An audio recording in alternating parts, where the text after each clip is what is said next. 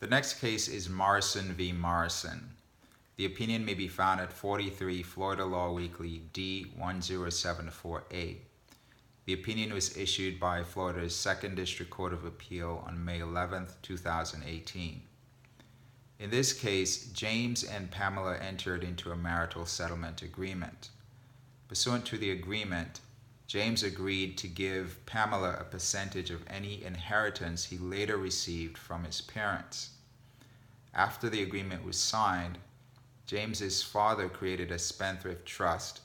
He named James as the beneficiary, and then he died. After James's father died, James began receiving proceeds from the trust, but he refused to share any of it with Pamela on the grounds that the proceeds from the trust did not constitute inheritance.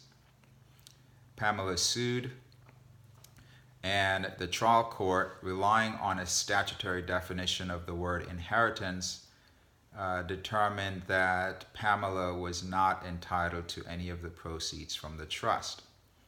The question on appeal was whether the trial court had erred in relying on a statutory definition of the word inheritance. The second DCA said yes. It said that the court's responsibility or duty was to determine what the parties intended by the word inheritance and not what the legislature intended by the word inheritance.